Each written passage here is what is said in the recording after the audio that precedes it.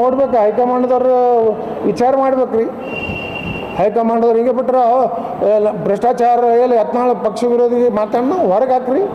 ನಾನು ಹೇಳ್ತೀನಿ ರೀ ರಾಜ್ಯದ ಜನರಿಗೆ ಭ್ರಷ್ಟಾಚಾರ ಬಗ್ಗೆ ಮಾತಾಡ್ಲಕತ್ತೀನಿ, ಅದಕ್ಕೆ ನನಗೆ ಅದಾದ್ರೆ ಮಾಡಿರಿ. ಒಂದು ನಾವು ವಿಜಯಂತರ ಇಡೀ ಯಡಿಯೂರಪ್ಪ ಕುಟುಂಬನೇ ಬೇಕಾಗಿತ್ತಂದ್ರೆ ಯತ್ನಾಳ್ ಬೇಕು ಕ್ರಮ ತಗೋರಿ. ಹೆಚ್ಚಿದೆ, 90% ಇದೆ ರೀ. ತಾಕತ್ತಿಲ್ಲ ಕೆಲವೊಂದು MLAಗಳಿಗೆ ಎಲ್ಲ ನನಗೆ ಹೇಳ್ತಾರೆ. ಅವತ್ತೇನು ನೀವು ಹೇಳ್ತಾ ಇದ್ರಿ ಅತ್ತಾಡ್ರಿ, ಅವತ್ತು ಸತ್ಯ ಆಗ್ತಾ ಇದ್ರಿ. ಅವ್ರು ಜೋಡಿಯಾರವ್ರೆ. ಮತ್ತು ಇಷ್ಟು ದುರಹಂಕಾರ ಅದ ಅವನು ವಿಜೇಂದ್ರ.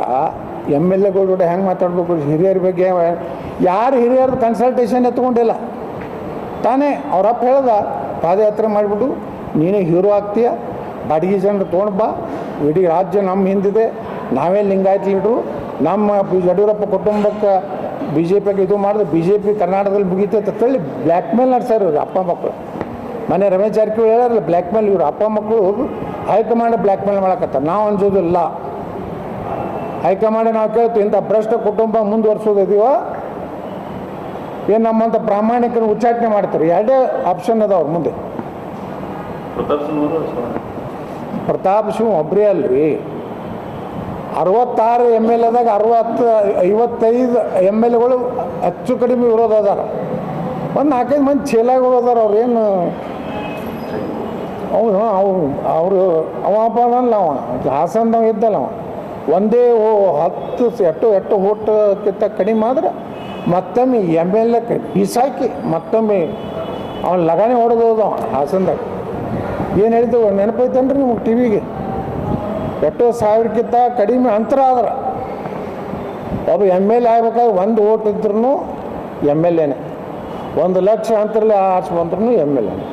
ಅವ ಏನು ಹೇಳ್ದ ಆ ಪುಣ್ಯಾತ್ಮ, 1 ಲಕ್ಷ ಪೆನ್ ಡ್ರೈವ್ ಆನ್ಲೈನ್ದಾಗ ತರಿಸಿ ಆ ಕುಟುಂಬದ ಎಲ್ಲ ಮನೆ ಪೇಪರ್ದಾಗ ಹಾಕಿ ಕಳ್ಸ್ಯಾರ.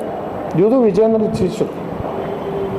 ಒಂದು 50% CD ಕಂಪ್ನಿಯವರು ಅದಾರ ಪದಾಧಿಕಾರಿಗಳು, ಪ್ರಧಾನ ಕಾರ್ಯದರ್ಶಿಗಳು, ಉಪಾಧ್ಯಕ್ಷರು. ಒಳ್ಳೆ ದೂರೆಲ್ಲ ನಾಟಕ ರೀ ಅವು. ಕುಮಾರಸ್ವಾಮಿ ಅವರು ದೂರಿಟ್ಟಾರ. ಕುಮಾರಸ್ವಾಮಿ ಅವ್ರು ಎಲ್ಲ ಮಾನ ಮರ್ಯಾದೆನೇ ಕೇಳ್ದಾರಲ್ಲ ಕುಮಾರಸ್ವಾಮಿ ಅವ್ರದ್ದು. ವಿಜೇಂದ್ರನೇ ಕಾರಣ. ವಿಜೇಂದ್ರ ಡೈರೆಕ್ಷನ್ ಮ್ಯಾಗನೇ ಪೆನ್ ಡ್ರೈವ್ ಹಂಚಿದ್ದು. ಆ ವಿಜೇಂದ್ರ ತಾಕತ್ತಿದ್ರು ಉತ್ತರ ಕೊಡೋದು ಹೇಳ್ರಿ ನನಗೆ. ಈ 8 ಮಂದಿ ಪೆನ್ ಡ್ರೈವ್ ಹಂಚೋದಿಯಪ್ಪ ನೀನು? ಇನ್ನೂ ಯಾರ್ಯಾರ್ದು ಇಟ್ಕೊಂಡು ಪೆನ್ ಡ್ರೈವ್ ಬಿಡು ಎಲ್ಲ.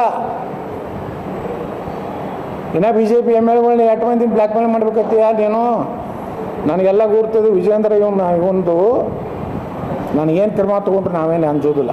ನಾವು ಗಟ್ಟಿಯಾಗಿ ನಾವು ಪ್ರಾಮಾಣಿಕ ಸಲುವಾಗಿ ರಾಜ್ಯದ ಜನರು ಲೂಟಿ ಮಾಡಿದ್ವಿ. ಒಂದು ಇಂಜೆಕ್ಷನ್ ಇದ್ರಾಗ ಕರೋನಾದಾಗ 850 ರೂಪಾಯಿ ಇದ್ದಿದ್ದು ಆ ಟೆಂಡರ್ ಕ್ಯಾನ್ಸಲ್ ಮಾಡಿ 24 ತಾಸನ ಮತ್ತೊಬ್ರಿಗೆ ಕೊಡ್ತಾರೆ 1800ಕ್ಕೆ. ಮಾಸ್ಕು 45 ರೂಪಾಯಿ ಮಾಸ್ಕು, 500 ರೂಪಾಯಿ 10,000 ಬೆಡ್ಡಿಂದ ಇದು ಮಾಡಿದ್ರು. ಇದು ನೋಡಿ, ಒಂದು ಪೇಷಂಟೂ ಮಕ್ಕೋಲಿಲ್ಲ ಅಲ್ಲಿ ಕರೋನಾದ. ಎಲ್ರಿ ನಮ್ಮ ತುಮಕೂರು ಹೊಡೆದು 10,000 ಬೆಡ್ಡಿಂದು. ಆ ಬೆಡ್ಡು ಕ್ವಾಟು ಅದ್ರದ್ದೆಲ್ಲ ಖರೀದಿ ಮಾಡಿದ್ರೆ 2 ಬರ್ತಿದ್ದು. ಆದ್ರೆ ಬಾಡಿಗೆ ಕೊಟ್ಟರು ಅದನ್ನು. ಇದು ನೋಡ್ರಿ ನೀವು, ಇದೇ HK ಪಾಟೀಲ್ರಿಗೆ ಹೇಳ್ತಾರಲ್ಲ, ಏನು ನಮ್ಗೆ ಗೊತ್ತಿಲ್ಲ. ಇದೇ HK ಪಾಟೀಲ್ರು ಏನೇನು ಮಾತಾಡ್ಯಾರ ಸದನ ಸಮಿತಿ ಒಳಗೆ. ಇದೇ ರಾಮಲಿಂಗಾರೆಡ್ಡಿ ಚೇರ್ಮನ್ ಇದ್ದಾಗ ಏನೇನೋ ಆಬ್ಜೆಕ್ಷನ್ ಮಾಡ್ಯಾರ. ಅವರೇ ತನಿಖೆ ಮಾಡ್ಲಿಕ್ಕೆ ತಯಾರದಾರೇನು?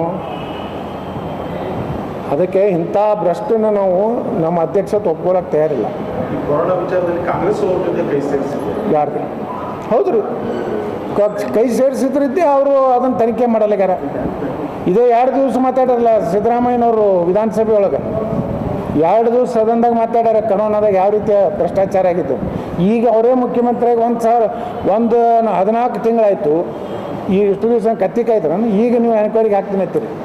ಬೋವಿ ನಿಗಮದ್ದು, ತಾಂಡಾ ಅಭಿವೃದ್ಧಿ ನಿಗಮ, ಅದು ಯಾವುದೋ ದೇವರಾಜರ್ಸ್ ಟ್ರಕ್ ಟರ್ಮಿನಲ್ದು. ಈಗ ಯಾಕ್ರಪ್ಪ 14 ತಿಂಗಳದಾಗ ಯಾಕೆ ಹಿಂದೆ ಹಾಕಲಿಲ್ಲ ಅಂದ್ರೆ ಈಗ ನಿಮಗೆ ಬತ್ತು. ಈಗ ಜಿಗಿದು ಮಾತಾಡ್ತಾನೆ DK ಶಿವಕುಮಾರ್. ಇದೇ ಮೊದಲು ಹಾಕ್ಬೇಕಾದ್ರೆ ಇದೇ ವಿಜೇಂದ್ರನ ಬಗ್ಗೆನೇ ಏನೇನು ಮಾಡಿ ನಂದು ಗೊತ್ತಿದೆ ಅಂತ ಹೇಳ್ಯಾರ. ಬಹಿರಂಗ ಪಡಿಸ್ರಿ ಅಂದರೆ ಮೊನ್ನೆದು ಭಾಳ ದೊಡ್ಡ ಸೆಟ್ಬ್ಯಾಕ್ ಏನಾಗಿತ್ತು ವಿಜೇಂದ್ರಗೆ ಅಂದರೆ, ಅವ ಏನು ನಿಂತು ಅಲ್ಲಿ ಸಹಿ ಮಾಡಿಸ್ಕೊಂಡಲ್ಲ, ಅದರಿಂದ ಈ ಮನುಷ್ಯ ನಿರ್ದೇಶಿಸ್ತಾನೆ. ನಾ ಹೈಕಮಾಂಡದವ್ರು ಕೇಳ್ತೀನಿ, ಬಂದಿದ್ರಲ್ಲ ಅವರು ಇನ್ಚಾರ್ಜ್, ಮೊದಲು ಇವ್ರದ್ದು ತನಿಖೆ ಮಾಡಿಸ್ರಿ.